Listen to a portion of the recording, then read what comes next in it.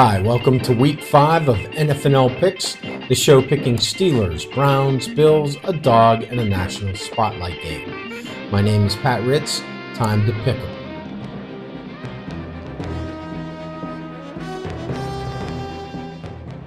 It may only be October, but a cold front is moving into Orchard Park this week as the divisional rival 7.5-point road dog New England Patriots ride into Buffalo to face the Mafia. New England's new-look team has some familiar faces, and they're no pushover. In fact, May and Allen have comparable numbers so far. Both teams give up about the same points on D, and their coaches are even head-to-head. The Bills are looking to stampede New England, and they did win by a dozen last week. But in their last 4 games against the Pats, they haven't won by more than 7, and I don't think they do again.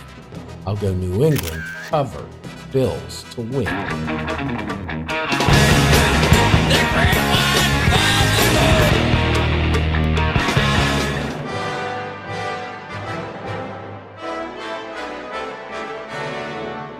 It's a full English breakfast for the NFL Sunday morning, and Cleveland's hoping it means no turnovers. This week, the Minnesota Vikings remain on the British Isle to take on the Cleveland Browns as 3.5-point home dogs in London. After being fooled by their win over Green Bay, the Browns really have me cheesed off with their crushing loss to Detroit. The Cleveland defense can only hold off defeat for so long, and their offense is just plain offensive.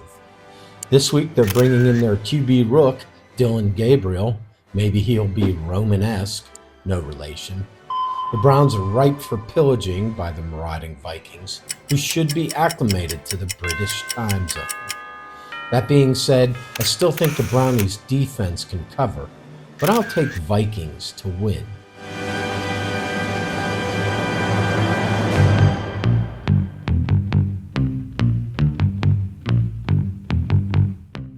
In the national spotlight, the Washington Commanders march west as 2.5-point road dogs to take on the LA Chargers.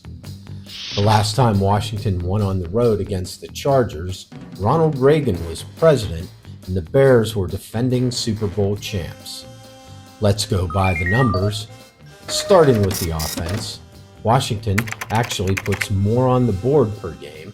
Surprisingly, Dan Quinn's ground game is better than Jim Harbaugh's edition of the Chargers, but LA goes above and beyond in their air attack. Let's talk QBs, where it's the battle of Jaden Daniels versus Justin Herbert. Herbert has thrown for 7 TDs in 4 games. Daniels has 3 and 2.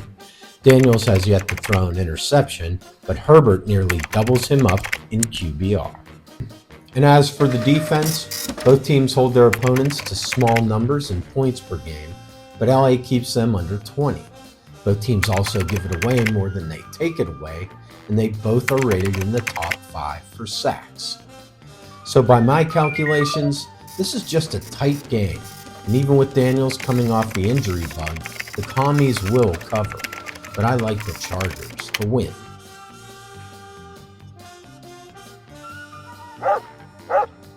To the dog now, where the Bucs set sail northwest as 3.5-point road dogs to face the Seahawks. Both these teams entered the NFL in 1976. The Seahawks hold the edge all time. Mayfield is 0-2 versus the Seahawks. Darnold is 0 for 3 against the Bucs. All signs point to Seattle, but the gut says shiver me timbers and batten down the hatches.